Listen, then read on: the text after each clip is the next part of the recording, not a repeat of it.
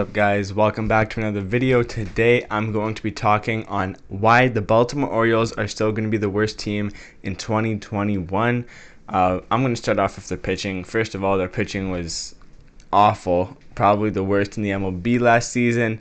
A bunch of them had high ERAs and it was just very bad all around. A lot of rookie pitchers, a lot of minor league signings and waiver claim pitchers. So no Cy Young pitchers, obviously, no Clayton Kershaw's around Baltimore, but it was just a very poor season from the Baltimore pitching staff, which is one reason. But the problem with the Orioles is they didn't score any runs, and they were allowing a lot of runs, which is the worst combo to have in baseball.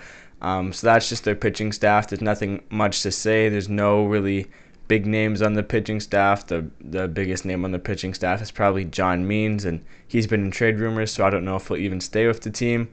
Moving over to the outfield and the catchers and infield. So I'm going to start with the catchers. They have Pedro Severino, who showed some promise. He's a prospect for them. I think he's around 27 years old or something. So he's in the prime of his career, and he definitely has the potential to be like an everyday catcher, but he struggled a bit last season. Same with Chance Sisco, used to be one of the top prospects for Baltimore, and he just hasn't been able to find his skill set in Baltimore. It's kind of struggled a bit. Moving over to the infield, it's the same thing.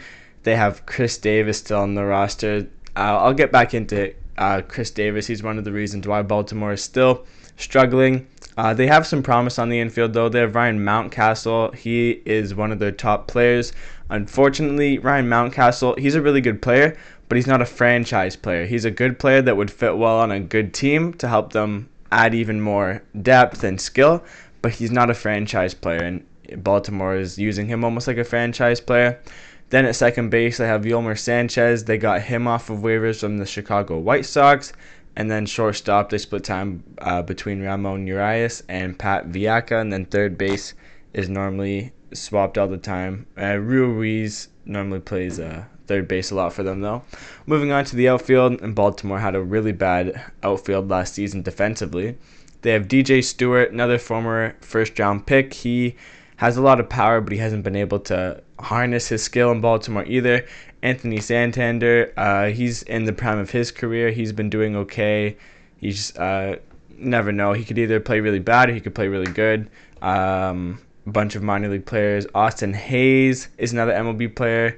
He was okay last season. He had a decent year, but again, no franchise players anywhere. Trey Mancini is really good. He didn't play last year. He had medical problems, which was really sad and bad. So he didn't play last year, but he is a really good player. They missed him a lot. Moving on to why the Baltimore Orioles were the worst team is because they can't spend any money. So they can't spend any money to get any good players, and so that makes them a bad team, and nobody wants to go over to Baltimore willingly because they don't have a good team. The reason why they can't spend any money is because they're still paying Chris Davis $25 million a year for like another 2 or 3 years, I think.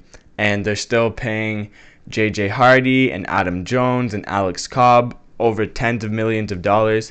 And it's just really hurt them financially because those players don't even play anymore. Chris Davis, Adam Jones, J.J. Hardy, and Alex Cobb haven't played the last couple of years. That was the thing with Baltimore. They had a decent team a couple of years ago, and they either bought out players or people retired and they still owe them money. So Baltimore hasn't been able to spend any money on free agents or get trades, so they don't have a good team. They'd have to rely on draft picks and waivers and minor league signings, stuff like that. So they've never really been able to get back to where they were, and their owner doesn't spend a lot of money either. So they're spending all their money on former players that don't play anymore instead of the current team, which has really hurt them in my opinion. So that's the main reason why Baltimore is the worst team in the MLB. They just spend their money on players who don't play. I mean, obviously they couldn't see that happening a couple of years ago, but it's happening now. And they're going to have to wait until all these guys' contracts run out or maybe a new ownership takes over. But that's the reason why Baltimore is the worst team in the MLB. If you guys enjoyed this, please leave a like and subscribe if you want. And you can check out my other videos because I make MLB videos about the MLB offseason, signings, trades, rumors, all that juicy stuff. So be sure to subscribe. See you in the next one.